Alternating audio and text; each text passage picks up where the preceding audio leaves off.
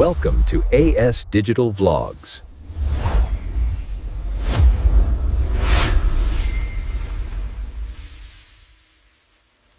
అందరికీ నమస్కారం. Competitive exams కోసం స్టాటిక్ జీకేను అబ్బో అదో పెద్ద సబ్జెక్ట్ కదా, దాన్ని ఫాస్ట్గా క్విక్గా రివైజ్ చేసేయాలా? అయితే రండి, ఈ సెషన్ సరిగ్గా దానికోసమే. రాబోయే కొద్ది నిమిషాల్లో మన ప్రిపరేషన్కు ఒక మంచి బూస్ట్ ఇవ్వబోతున్నాం. అయితే కరెక్ట్ ప్లేస్కే వచ్చారన్నమాట. ఈ ఒక్క సెషన్ చాలు కాంపిటీషన్లో ఒక అడుగు ముందుండటానికి. సరే, మరి లేటెందుకు, మొదలుపెట్టేద్దాం. సరే, ఈరోజు మనం ఏం కవర్ చేయబోతున్నామంటే, ఫస్ట్ గ్లోబల్ హెడ్ క్వార్టర్స్పై ఒక సూపర్ ఫాస్ట్ టూర్ వేద్దాం. ముఖ్యంగా జెనీవా మీద కొంచెం ఎక్కువ ఫోకస్ పెడదాం. ఆ తర్వాత మన ఇండియన్ క్యాబినెట్లో ఎవరున్నారో చూద్దాం.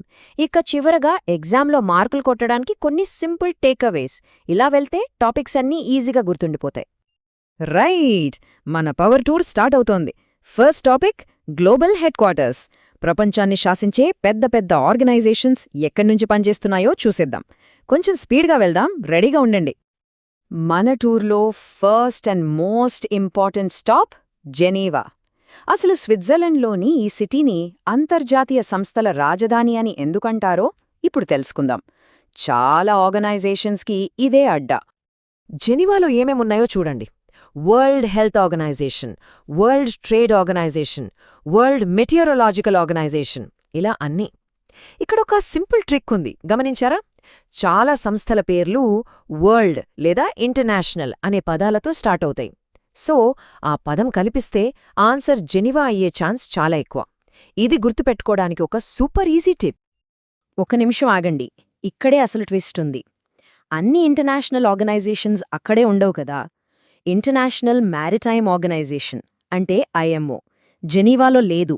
దాని హెడ్ క్వార్టర్స్ లండన్లో ఉంది. ఎగ్జామ్లో కన్ఫ్యూజ్ చేయడానికి ఇలాంటివే అడుగుతారు. సో ఇది మాత్రం పక్కాగా గుర్తుపెట్టుకోండి.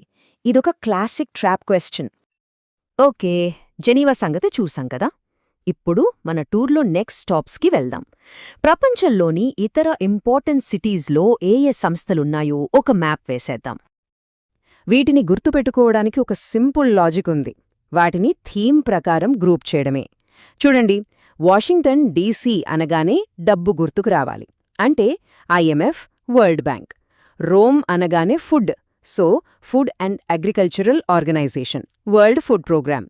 ఇక వియన్నా అంటే energy, so international atomic energy agency, OPEC. ఇలా లింక్ చేసుకుంటే అస్సలు మర్చిపోలేం. ఇక మన నెక్స్ట్ స్టాప్ యునైటెడ్ నేషన్స్కి నర్వ్ సెంటర్ లాంటి న్యూయార్క్ సిటీ. మరి అక్కడ ఏమున్నాయో చూసేద్దామా?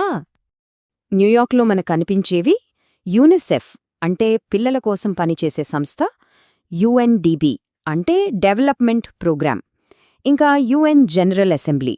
ఇవన్నీ గ్లోబల్ డెవలప్మెంట్ పాలసీల మీద ఫోకస్ చేస్తాయి. సో యుఎన్ హెడ్ క్వార్టర్స్ అనగానే న్యూయార్క్ గుర్తుకు రావాలి.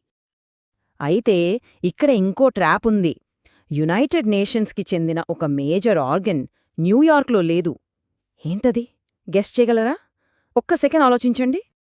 Answer the international court of justice అంటే ఐసీజే. ఇది చాలా ఇంపార్టెంట్ పాయింట్. యుఎన్లో మొత్తం 6 మేజర్ ఆర్గాన్స్ ఉంటాయి. వాటిలో న్యూయార్క్ బయట ఉన్నది ఇదొక్కటే. మరి దీని హెడ్ క్వార్టర్స్ ఎక్కడుందంటే నెదర్లాండ్స్లోని ది హేగ్లో. ఎగ్జామ్స్లో పదే పదే అడిగే ప్రశ్న ఇది. సో ఐసీజే, ది హేగ్, గుర్తుపెట్టుకోండి. సరే, మన వరల్డ్ టూర్ని ముగించే ముందు ఒక ర్యాపిడ్ ఫైర్ రౌండ్లా మరికొన్ని ముఖ్యమైన హెడ్ క్వార్టర్స్ చూద్దాం. యునెస్కో అంటే ప్యారిస్, నేటో అంటే బ్రుసెల్స్, ఆసియాన్ అంటే జకార్తా, ఇక ఐసీఏఓ మాంట్రియాల్, కెనడా. ఇవి కూడా చాలా ఇంపార్టెంట్. ఓకే, గ్లోబల్ టూర్ అయిపోయింది. ఇప్పుడు ఇండియాకే వచ్చేద్దాం.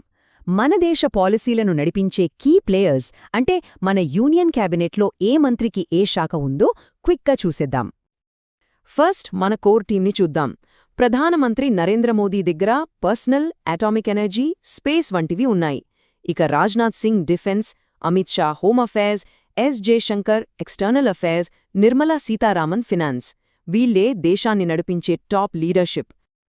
ఇక మిగతా కీ మినిస్టర్స్ విషయానికొస్తే దేశ ఇన్ఫ్రాస్ట్రక్చర్, ఎకానమీ, సోషల్ సెక్టర్స్ చూసేది వీళ్లే. నితిన్ గడ్కరీకి రోడ్ ట్రాన్స్పోర్ట్, అశ్విని వైష్ణవ్కి రైల్వేస్, ఐటీ, పీయూష్ గోయల్కి కామర్స్, జేపీ నడ్డాకి హెల్త్, ధర్మేంద్ర ప్రధాన్కి ఎడ్యుకేషన్. ఇలా ప్రతి కీలక శాఖకు ఒక్కో మంత్రి బాధ్యత వహిస్తున్నారు. ఈ లిస్ట్ కూడా చాలా ముఖ్యం. ఓకే, చాలా ఇన్ఫర్మేషన్ చూసాం కదా, కానీ అసలు పాయింట్ ఏంటి? ఈ నాలెడ్జ్ని ఎగ్జామ్లో మార్కులుగా ఎలా మార్చుకోవాలి? దానికోసం కొన్ని సింపుల్ టేక్అవేస్ చూద్దాం. ఇవి మీ రివిజన్ స్ట్రాటజీకి చాలా హెల్ప్ అవుతాయి. మీ రివిజన్ స్ట్రాటజీ ఎలా ఉండాలంటే సింపుల్. హెడ్ క్వార్టర్స్ ఏది, ఆర్గనైజేషన్ ఏది, ఈ మ్యాచింగ్ మీద ఫోకస్ చేయండి.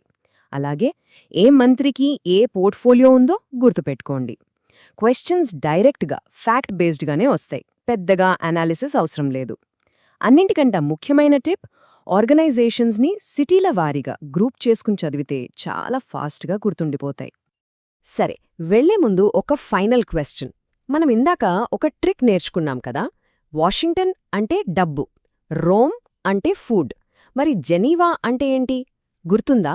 ఆలోచించండి. నెక్స్ట్ టైం మరో ఇంట్రెస్టింగ్ టాపిక్తో కలుద్దాం. అంతవరకు కీప్ లెర్నింగ్.